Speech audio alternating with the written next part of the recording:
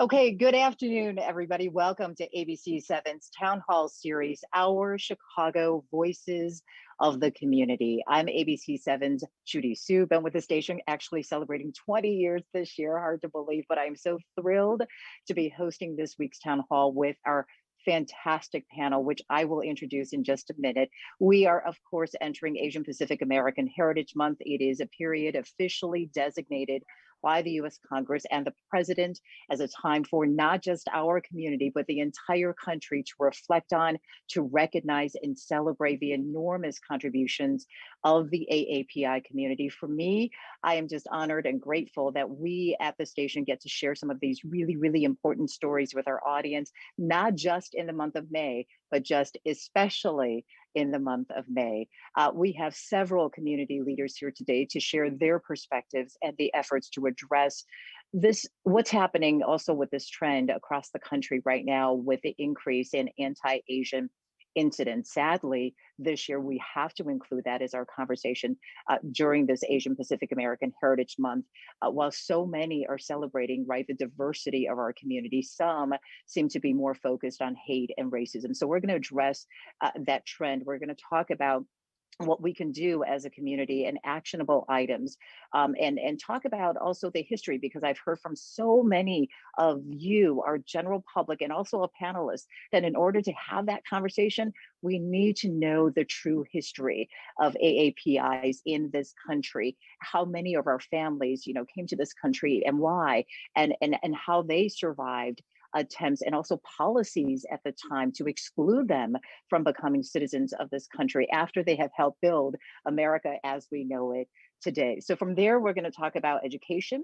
We're going to share the history as part of the history of this country, having it included. There's an effort going on right now, having it included as a curriculum by state law in the state of Illinois. And if that were to happen, we would be the first state in the country to do that. So we're going to be talking about that. It's also important to share that this fight is not just being carried on by community organizations. We have a culinary leader in this effort, trying to lead and corral the restaurant community. And that's how, talk about how diverse that community is, to really join this effort and become allies in this movement and this campaign for all of this. So there's a hashtag going around. It's called dough something, like the dough that we use to make so many delicious things. So we're going to talk about that and bring in Beverly Kim. As always, we strive to have this conversation in the town hall, to actually end with all of our audience members walking away with some information, but also really hopeful about the change that we can affect together, as all of us in this movement. So hopefully we're going to get through all of that in 1 hour. So right now, let me jump in and introduce my panel that's joining me. So maybe give a wave to everybody when I am introducing you. So I'll start with Paul Liu. Paul Liu is the CEO of the Chinese American Service League, which is the largest social service agency serving Asian Americans in the Midwest. It is an all-inclusive nonprofit with wraparound services for every age group, including workforce training, placing immigrants on the path to citizenship, and helping to secure the community's housing and financial well-being. They're based in the heart of Chicago's Chinatown. They have served tens of thousands of people in their more than 40-year history. And then I have Grace Pai, who is joining us today. Grace is the Director of Organizing at Asian Americans Advancing Justice here in Chicago, where she manages and leads strategy for issue-based campaigns and power-building work. Grace has spent the last 7 years organizing in Chicago toward racial, economic, and immigrant justice, and she has trained hundreds of organizers and community leaders across the country. And building Asian American political power is one of her passions. Love that. Thank you, Grace. And then I have Beverly Kim. I just mentioned her name. So Beverly is a chef, entrepreneur, mother, teacher, volunteer, and activist right now. She is also one half of the wife and husband team behind two of Chicago's most acclaimed restaurants. She is the co-owner and chef of Parachute, the Korean American restaurant awarded a Michelin star, as well as her newest restaurant, Wherewithal. Beverly and her husband share the 2019 James Beard Award for Best Chef, Great Lakes. They juggle all of that while parenting their 3 little boys at home. And Beverly has become a leading voice in the culinary industry, rallying her colleagues to stand up against hate, really, of all forms. And then I have Jihye Kim, who is joining us today. She is the executive director of Can Win with a degree from the University of Washington School of Law. She has worked with low income individuals and families, as well as immigrants and refugees in various capacities. And prior to law school for her, she worked at the Sargent Shriver National Center on Poverty Law, where she managed a community economic development program and facilitated Train the Trainer workshops on a financial literacy curriculum for social service agencies. Her passion is to serve the immigrant communities, and she joined Can Win in 2010. Wow. You guys, thank you so much. What a list of accomplishments right there. So I think enough talking from me. I'm going to jump in and let and get started with this conversation. So I guess I'll start with talking about Asian Pacific American Heritage Month, the significance of it. Why May? Why May was designated, and also maybe I'll have Paul, kind of start off the conversation with the community. And this effort, really, Paul, to designate Asian Pacific American Heritage Month took a long time. It started with 1 week, but then it took a long time really to become an annual designation for the month. Paul, maybe I'll have you get started. Yeah, sure. Thanks, Judy. It really did. It went back from 1978 when Asian American or Asian Pacific American Heritage Week started, and it is because of the efforts of Congressman Norman Mieta from California, where he provided a resolution to the House of Representatives, and the Senate passed it. But it was only just for 1 week, and President Carter signed off the resolution in October 5th, but not until 1990 when President George Bush, H.W. Bush, signed off the legislation to extend this celebration week to a month. So really, we had a gap for close to more than 12 years.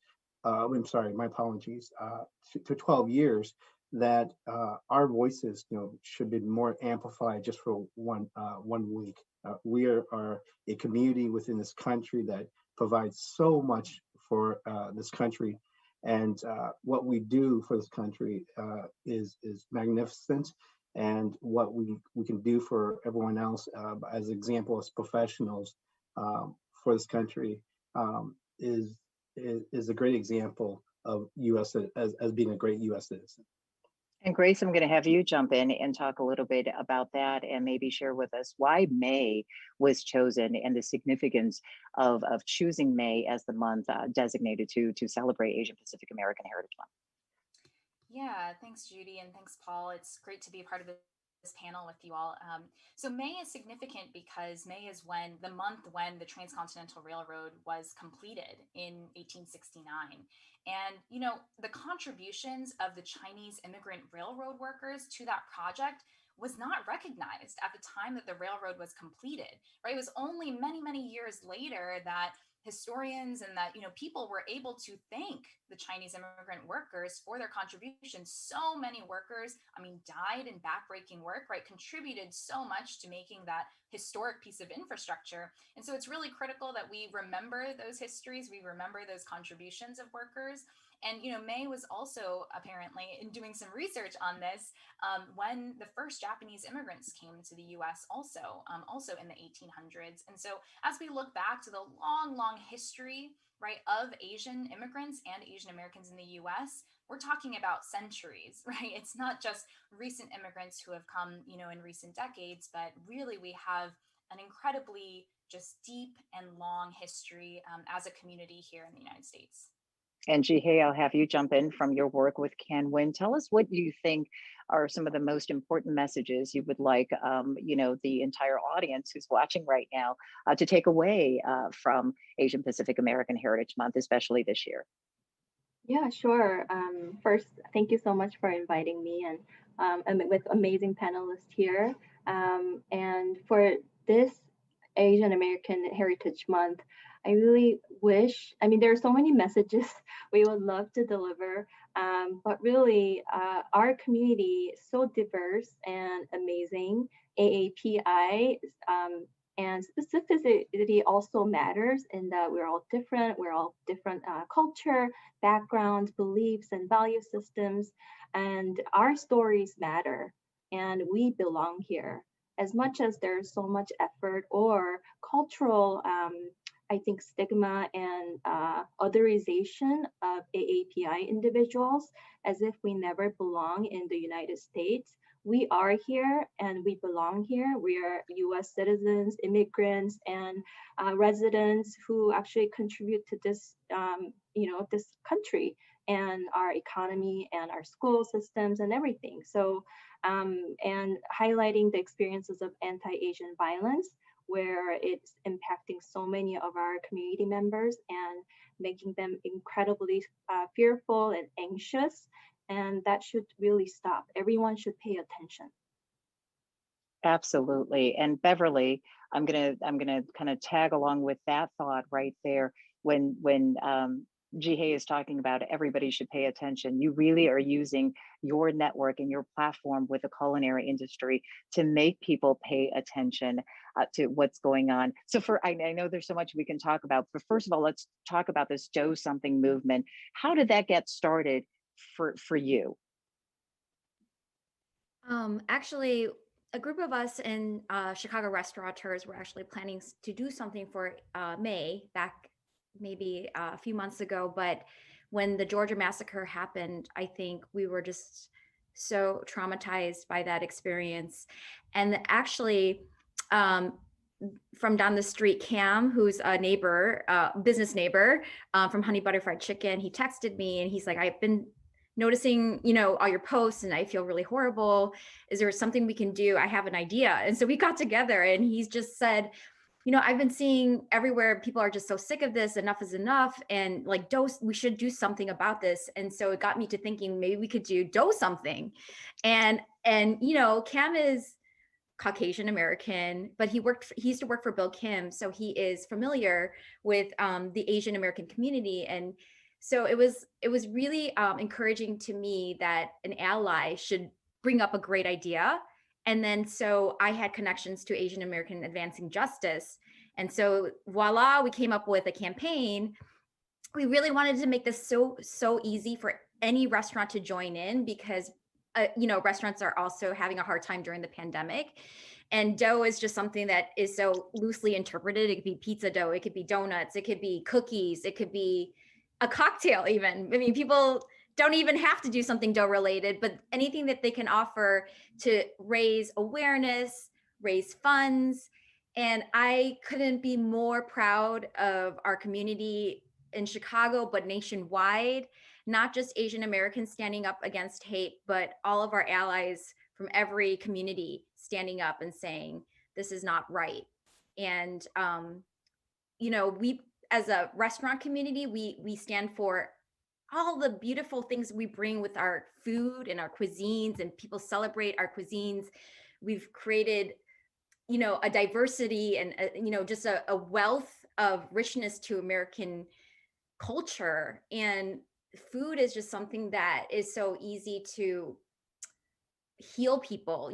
We can come together and break bread or rice, together. And, it really does bridge a lot of gaps. And I think that, so that's why I think the restaurant community is such an important community to use our platforms to make our guests aware that this is happening. And these are Asian American restaurants. These are not Asian American restaurants. So now when people are seeing our posts about Dough Something, then they learn how there's this solidarity, and the majority of us think this way. This is a very, the hate and the ignorance is a minority, but it's a dangerous minority, and it spreads like a virus. And we really want to come together in using our platforms to help out. And Beverly, I know you and I have spoken before. When some of these incidents were happening across the country, it really, for you, and I think for a lot of people in this community, brought back painful memories from the time when they were younger, from the time when you were younger. And those are hurtful feelings that don't go away. And so you've spoken about that. Maybe you can tell our bigger audience now a little bit more about that.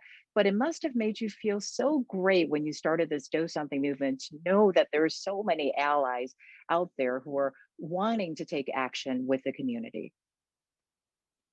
Yeah, so I think, starting when I was even 6 and people telling me to go back to my country, and I'm just a 6-year-old child. I was born here. English is my first language. My Korean is pretty poor, and I was told, made fun of with my eyes. And this was throughout even to adulthood, people making fun of my eyes, telling me to go back to my country. And it just compounds. And I think as a community, we didn't have a reckoning with this for so long. We've been sort of told to put our heads down, work hard, and buy into the model minority myth. But I think what for the first time ever, you know, um, we're coming to a reckoning, but also bringing our allies with us. And I think it's super powerful because there's so many times where I felt like I was just alone. I felt so alone and in pain and traumatized. And to now know that my neighbors who are not even Korean, and they're listening, and they feel the pain with me, and it's so validating. It just confirms and validates my feelings that I'm important, my feelings are important, that was wrong. And um and I think that this is happening for the first time in my life. I've really seen this kind of coming together and movement. So I hope that we can really take advantage of this moment and really educate and spread the awareness as fast as we can, and go deeper and dig deeper, and to get to the root of where this racial hate is coming in, rooted out. And speaking of that, let's talk about that root and where is that coming from? I'll bring back Grace, but really it's an open question to everybody on the panel. But maybe Grace can start us off by talking about how much these incidents have increased. Asian Americans Against Advancing Justice, sorry, it has been tracking some of these incidents across the country. Maybe you can address how many of these incidents have we been seeing, and talk about the root reasons. Why these violent acts right now? Yeah, no, absolutely. I mean, we've seen a really, I think, stark and horrific and concerning rise in the reporting of anti-Asian racism. It's absolutely not a new phenomenon, right? This has been happening to our communities, like Beverly, you sharing your experiences. Thank you for sharing those. We all can relate to that, right? And we know that it's not new. But over this last year, particularly related to COVID, I think we've seen this really stark increase, which I think has been fueled and emboldened by people like former President Donald Trump, right? He kind of made it more acceptable for people to act on these beliefs and to act out in more violent ways.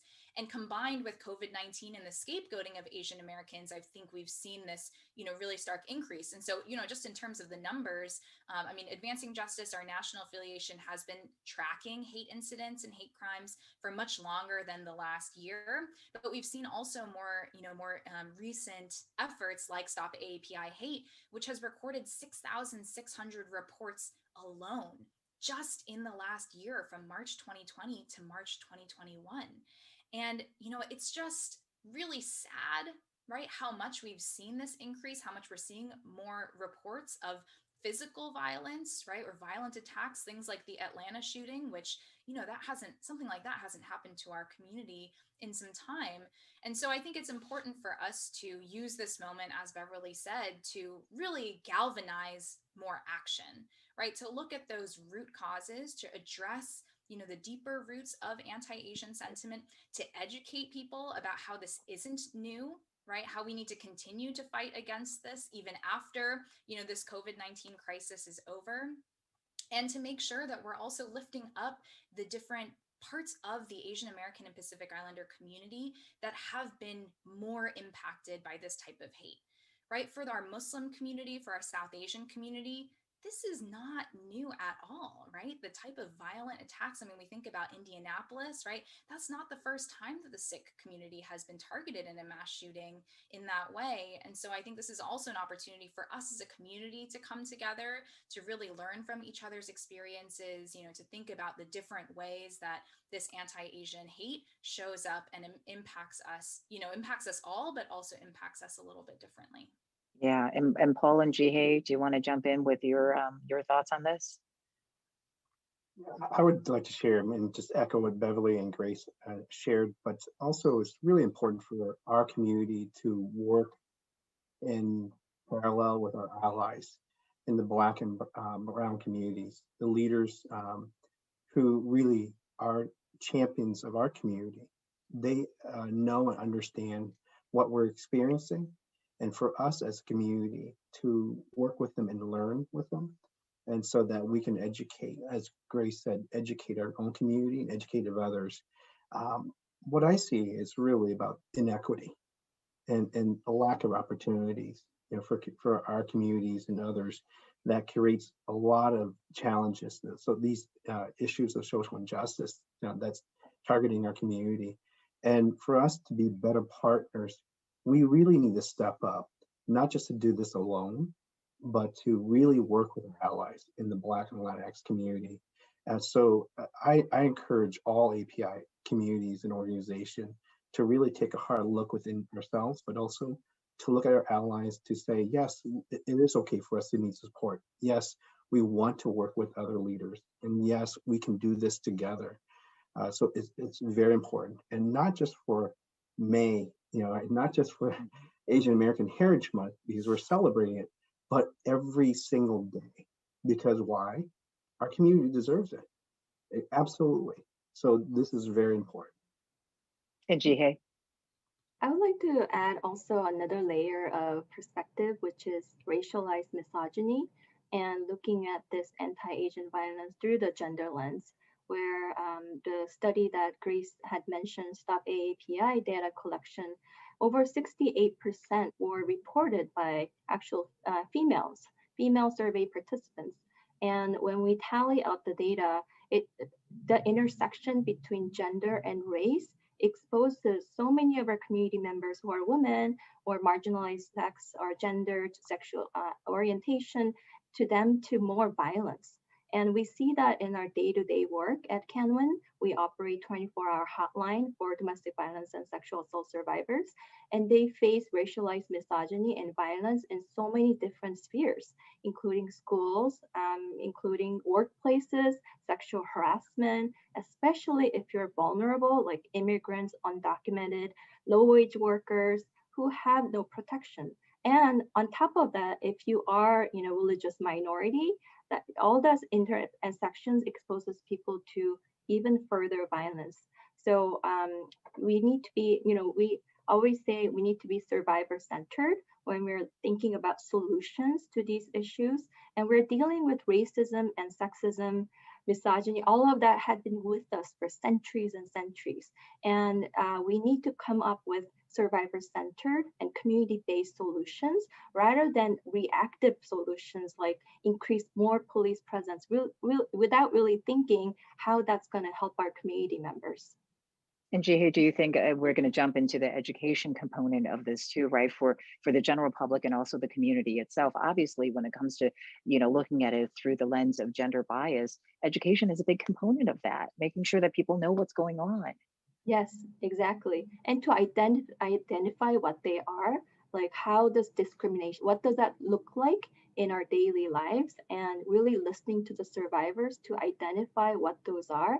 And when we did sexual assault survey within the Asian community, a lot of people said, I didn't know how to seek help because I didn't know I was sexually assaulted. And I'm sure there are so many people out there who have experienced racism and are hurt by it, but cannot define it or really verbalize it. And when you add on to that language barrier, it's going to make it more difficult to report. And when you report, from our experiences with survivors, oftentimes our systems are not survivor centered. And they could actually do a lot more victim blaming and end up with consequences they do not want. And we think, justice system, we reach out to the legal system for achieving justice, but that might take decades or not even go anywhere. So in these sort of environment where there's so many barriers, especially for immigrants, especially for AAPI community members who have so many different issues, we have to work together as a community to come up with holistic solutions and educate our community members that they have rights and options. And, just Canvas, just advancing justice or Castle alone cannot address all these issues by ourselves. We need our systems to be involved, our communities, our allies, just like Paul said. Everyone needs to get involved to do this culture change. Culture shift doesn't just happen, with one police officer or another system. It requires every one of us. Well, speaking of that culture change, I do want to pivot to the talk about this bill that is going through the state legislature here in Illinois. So I'm going to bring Grace back in, really, because AAJ was advancing justice was instrumental in this effort. So first of all, if for those who may not know about this bill, tell us about this bill and what it does and how did it come about? Yeah, so the bill that we're working on is called the Teaching Equitable Asian American Community History Act. Long acronym, but just so that we can call it the TEACH Act. And we launched this effort in May of 2020 as an effort to respond to the rise in anti-Asian racism, kind of shortly after the shutdown, when we were starting to see that uptick in a way that, as Jihei said, is not reactive, right? It's not just responding to the acts of violence, but looks at, okay, what is a longer term way that we can address this issue, that we can kind of create maybe better experiences for our younger generations, because we know that so much of this ignorance or, bigotry starts really at a young age and doesn't go challenged in many of the systems that people are interacting in, right? Like how many teachers or school administrators are intervening in racist bullying when it happens, right? A lot of people, I think, a lot of people that are adults have experienced that lack of intervention. So education is one way, that we want to approach it. And our bill, the TEACH Act, requires that Asian American history be taught in all Illinois public schools. And as you mentioned at the top, Judy, we would be the first country or the first state in the country to require Asian American studies specifically. And, there are other states that have kind of broader ethnic studies legislation that includes Asian Americans, but there isn't a state yet that has said specifically Asian American history is important.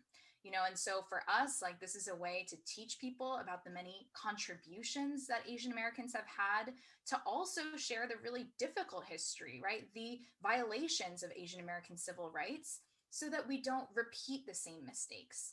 We've seen just so many echoes of our history in what's going on right now, whether that's, related to the anti-Asian violence or more systemic and structural policies like the Muslim ban under President Trump, right? That are really things that we can learn from our past and not repeat them in our present.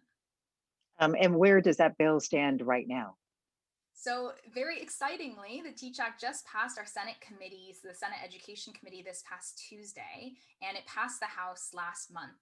So we expect to get a Senate floor vote by the end of the month and hope to be able to celebrate a new requirement for Asian American history. All right. Well, congratulations on that effort right now. I'm going to bring everybody else in and hear your thoughts on this education component. How important is it to have a curriculum in our schools to teach this? I just want to read one quote from one of the co-sponsors of the bill, Representative Jennifer Agong, and she said, "Empathy comes from understanding. We cannot do better unless we know better." I couldn't agree with that more, but maybe Paul and Jihei and Beverly, I want to hear your thoughts on this TEACH Act and teaching our kids in public schools a curriculum on the true history of AAPIs in this country. You guys can jump in. Started, yeah. I'm super excited. I'm not young. So when I was growing up, I came to the US around 10. And from then on, I've never encountered Asian American history in our textbooks. And, you know, I was like, oh, because maybe that's because I'm older and maybe things have changed. But our youth are telling us in youth programs that they're not seeing Asian American stories in their history books. And they feel very, you know, otherized, and that they don't belong, their stories don't belong in the history. Also, along with that, any of the minority populations stories are not really appearing in our school systems. So that's I'm very excited about the Teach Act. And there's also the Reach Act that's going to mandate kindergarten through high school sex education that is more holistic. Both of those together will help the cultural shift that we're talking about. And the you know, racism against Asian Americans, it's so deep seated. It appears everywhere. And recently, a local high school in Glenview, their student group let out a poster with a character that is very racist, and it said "China kinda sus," you know, skipping CK, and that was approved by the school board. It had a stamp on it. So the students rose up, Asian American students rose up and created a petition on change.org and collected over 500 signatures. And because of their act, the principal kind of minimized this action and saying, oh, you know, it could have been, you know, passed by the school, and freedom rights of freedom of expression by the students would allow that poster to be spread about. But Jennifer Gong Gershowitz was informed about this incident and talked to the school district about it. So principal is willing to do stuff to address the harm that's been caused to the student body.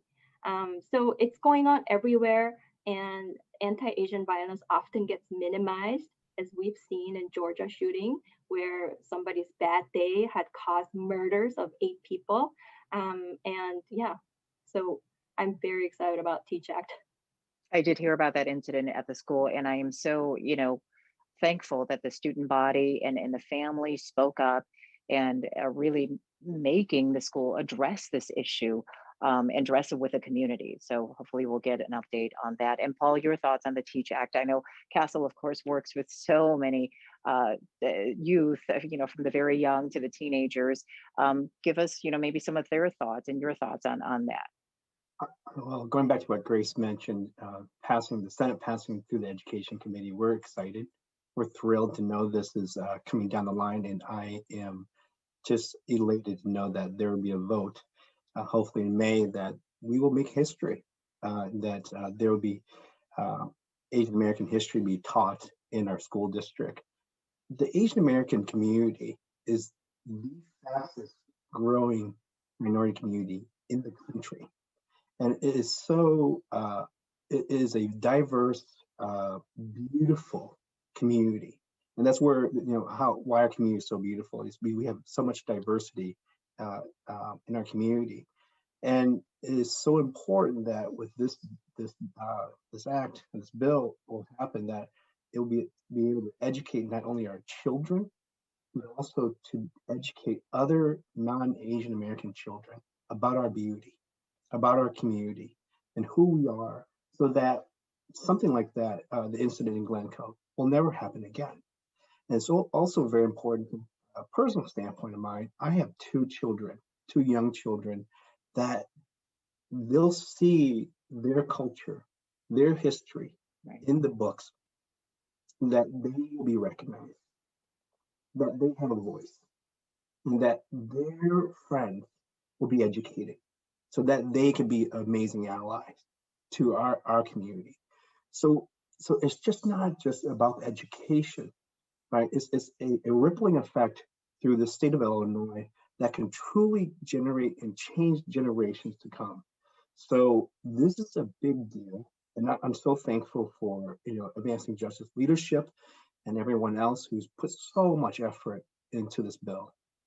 Oh my gosh, I can't even imagine what the implications will be for generations, as you said, to come. Beverly, speaking of, raising little kids, Paul has little kids. You have 3 beautiful little boys. And can you imagine? I just want to get your reaction. What are your thoughts when you're hearing that potentially, your kids could grow up with this curriculum in school? And I think some of us will think, why did it take so long? Anyway, I'll have Beverly jump in. Wow, this is just such a powerful moment and such a like a justified moment to have the real history. I feel like a lot of like you see patterns in history how and everywhere this is the thing. I think the pattern is erase the history of people so and then tell a biased view of that history so that you can minimize them and dehumanize them. And it's just a repeating. I mean, you can apply this to every group that whose history hasn't been told correctly. And I just feel like this could be a great example for humanity.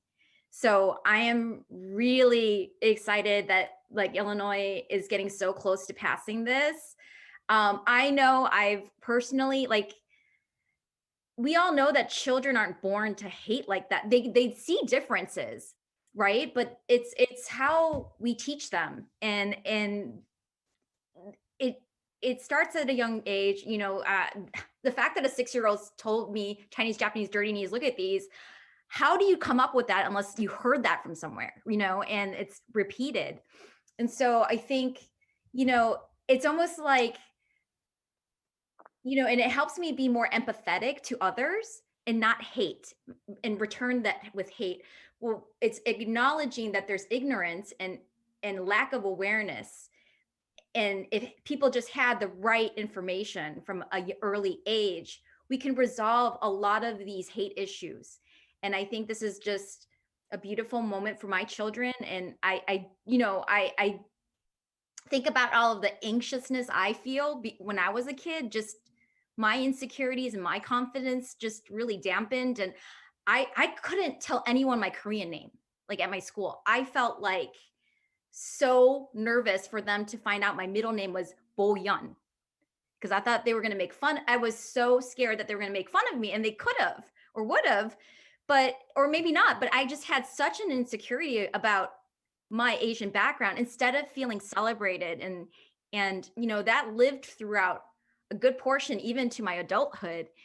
But I'm very now proud to be both, like have this heritage and even through my food to be able to express that as well. And I'm actually relearning Asian American history. I'm watching that PBS Yeah.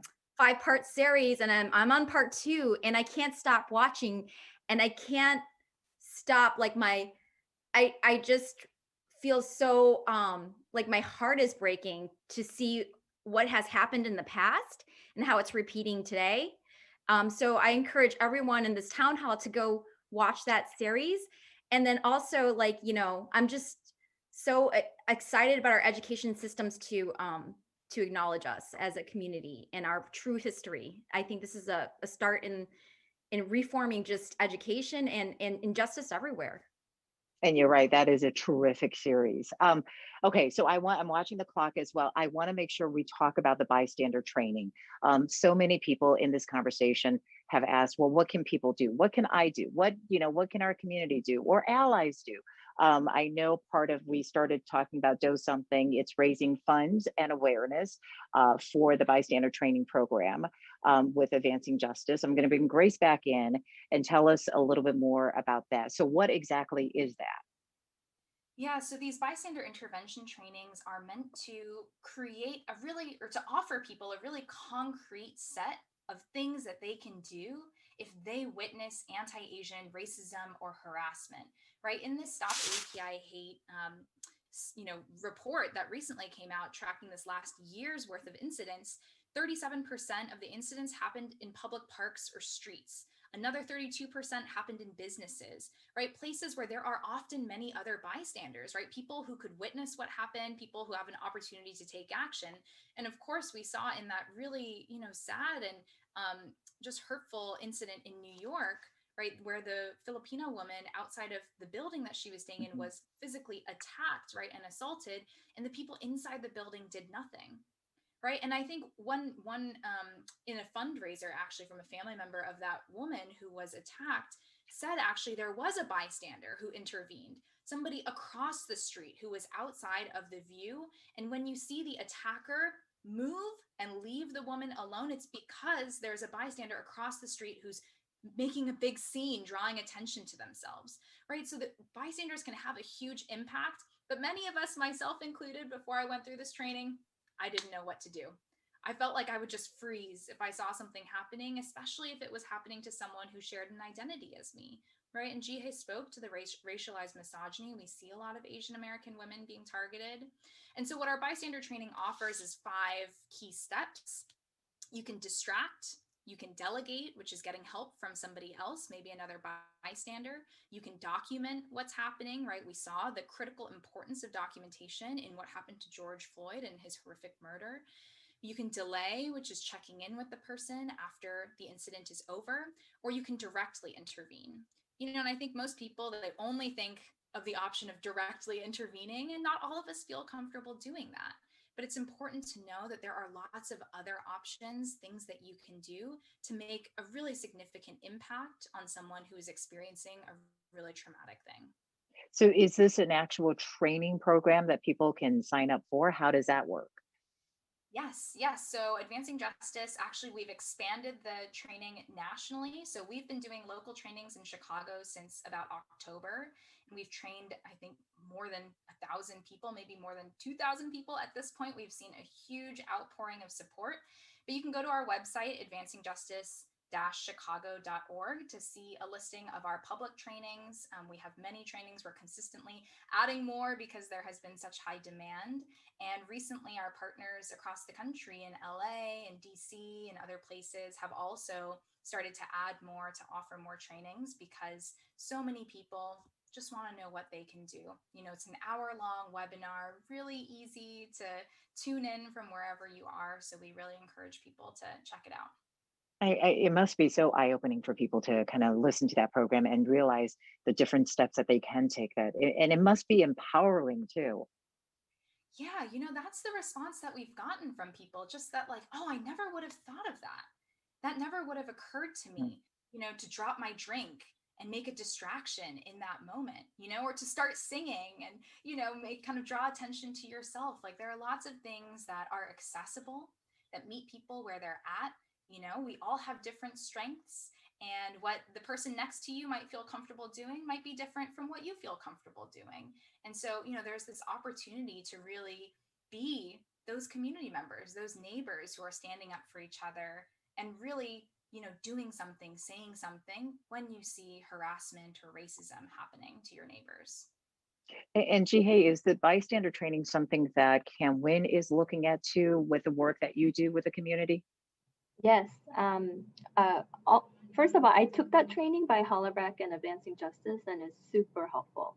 And for us, because we have been doing survivor advocacy, we've been doing, for a long time, education for our community members, how you can advocate for a survivor. And parts of that education incorporates bystander intervention. And bystander intervention, the way people are seeing on the media very violent incidents that's happening out in the streets. But we also have to remember, even with, in gender-based violence, it happens everywhere. It happens in homes, schools, and workplaces, any kind of spaces where people are together. And the spectrum of harm could be minimal harm all the way to incredibly physically violent harm. And in all those situations, bystanders can have a role. And if you are in a friendship with somebody and you're in a group of friends, you witness some racist remarks, and you could comment on that. You can be direct, or you can delay and ask your friend how you're feeling after you receive such comment. So it's not always like somebody walking down the street and like a San Francisco case that just happened, which is horrible. We're not asking people to put themselves in extreme harm's way, but think about these components in everyday life situations. And survivor advocacy is much like that. And you have a role in it. And bystander intervention is incredibly important because it's about cultural shift. Yet again, it's not putting on the responsibility of protecting yourself from racism, sexism, all those things that's been historically with us. It's not an individual responsibility, but a collective responsibility. You mentioned that we're a cultural shift. You've been involved with this for many years now. Do you see that shift? Are we gaining a better understanding right now with all of this?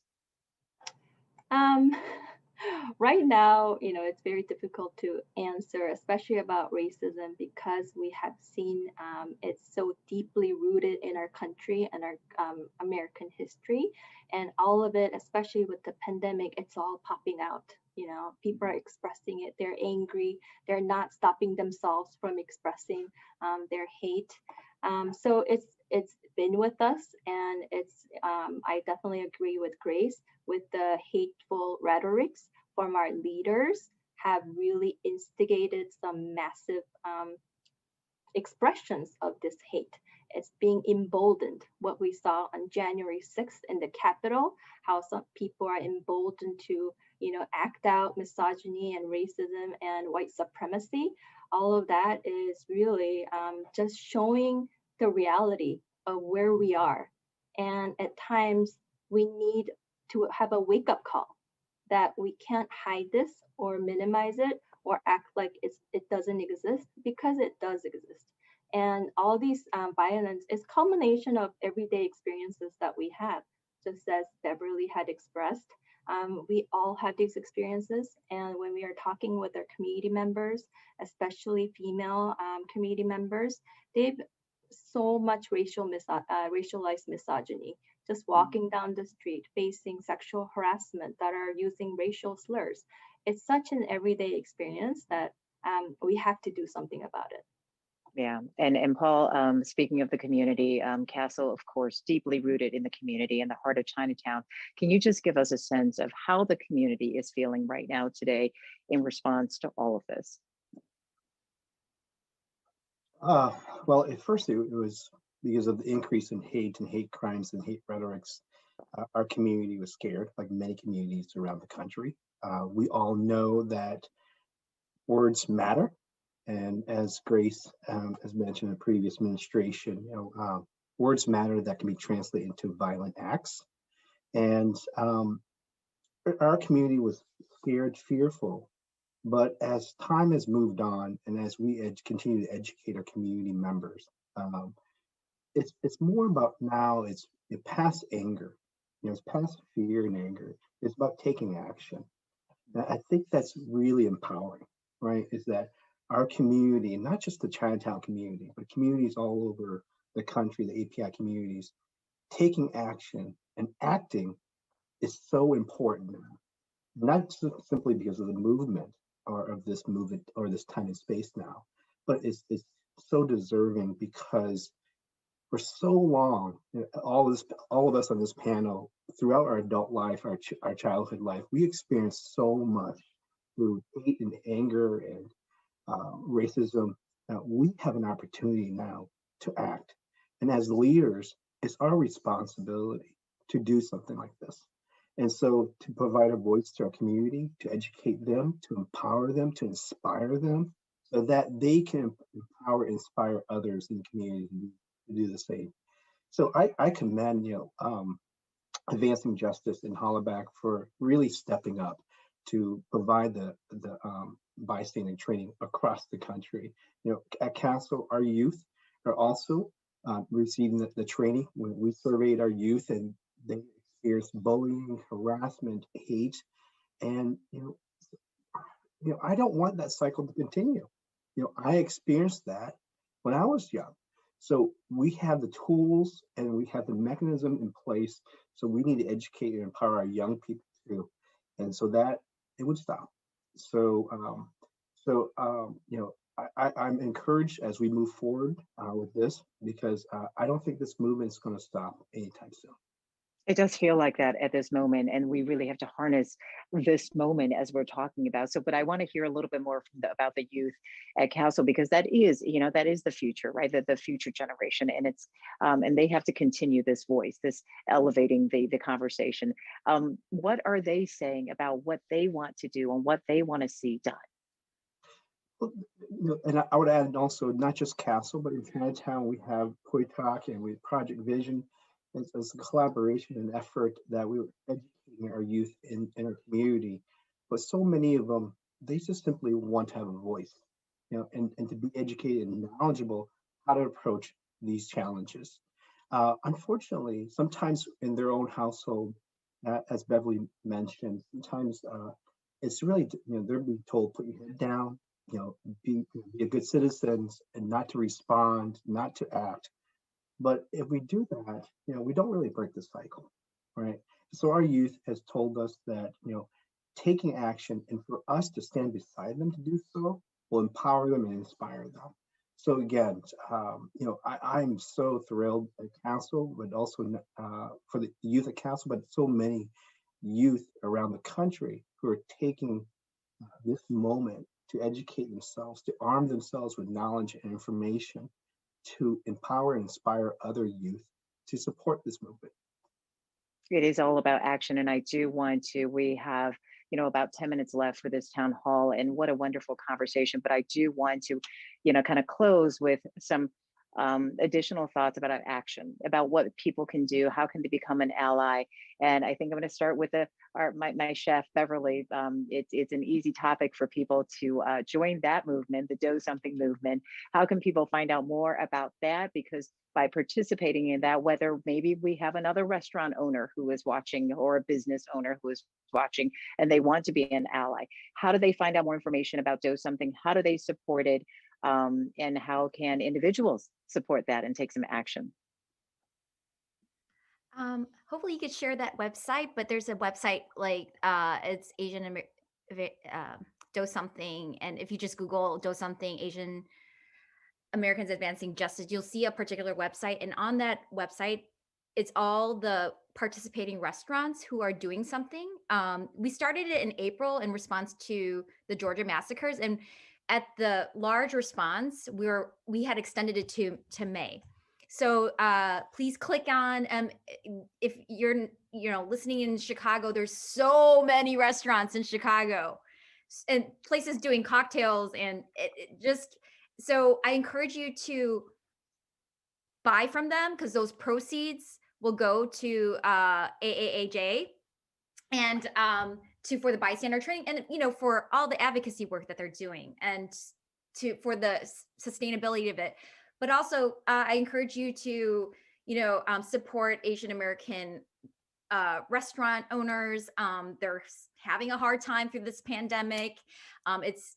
It's affecting Chinatown. It's affecting Argyle. It's affecting so many restaurants. So I just would encourage you to also support AAPI businesses. So yeah, thank you so much. And hopefully you'll go on a diet after.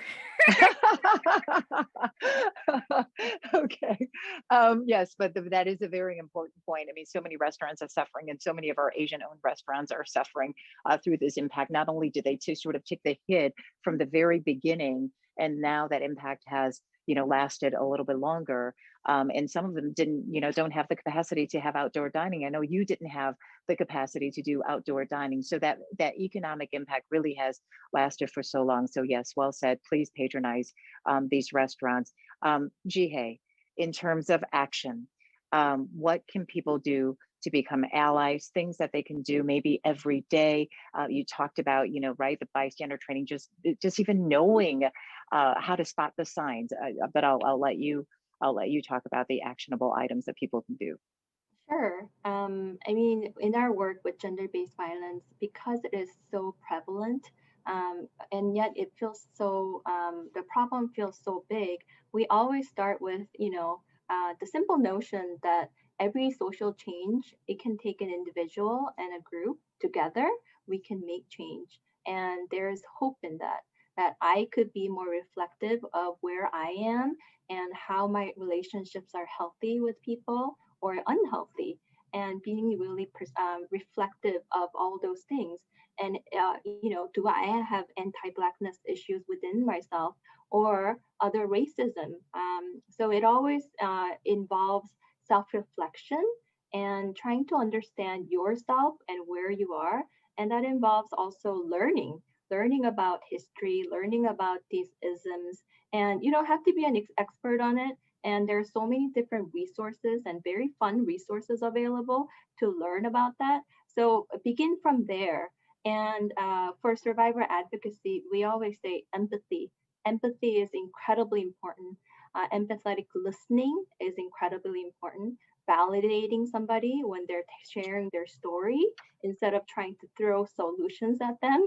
That is very important. So it can, it can start from there. So it doesn't have to be like, you don't have to start a rally all by yourself. But, it can be just, searching around internet and learning more. Yeah. And Grace, I'll have you jump in. Of course, we talked about, people can join the bystander training. Anything else that you'd like to share with people in terms of actions that we can all take as a community?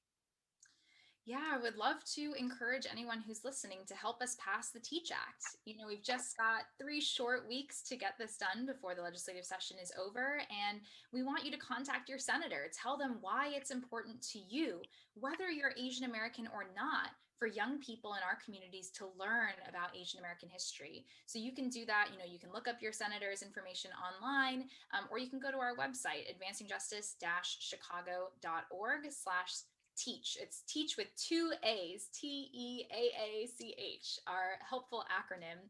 And you can send a letter to your senator because, our elected officials need to hear from us. And so many of us, may not do that advocacy in our everyday lives, but it's really so easy. And there are so many great efforts to create some of that structural, long lasting change. Again, on that timeline, so of course we're hoping for it to hit the Senate floor. Are we hoping to hopefully get the governor to sign it before May is over? Is that I don't think that's a possibility just because okay? of the way that the legislature works.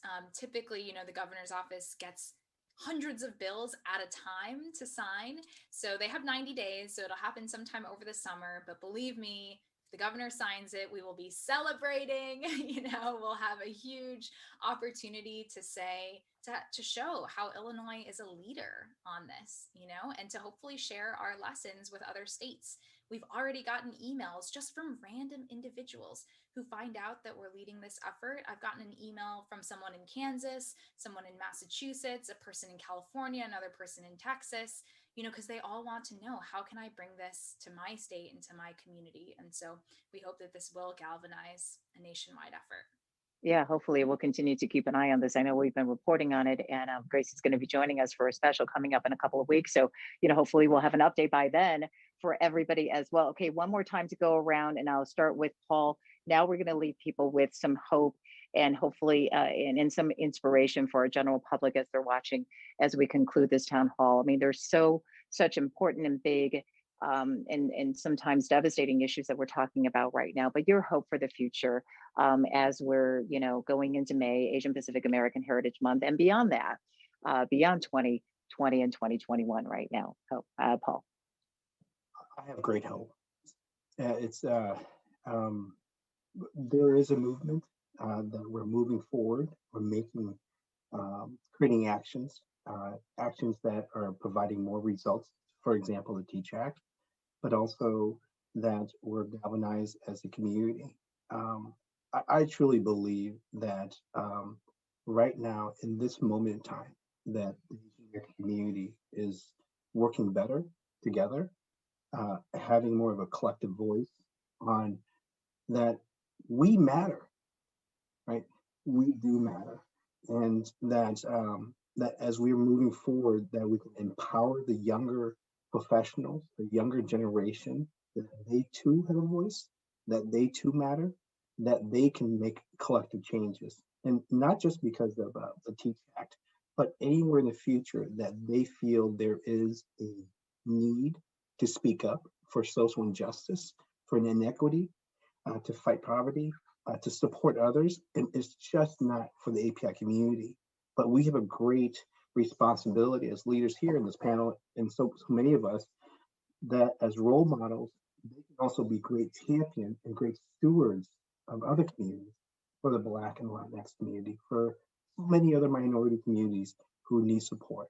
So, I'm just so amazed and thrilled, just to work with wonderful people, and like, for example, everyone in this panel, but also around the country, that we're doing a lot, and we have a lot to do. But I am.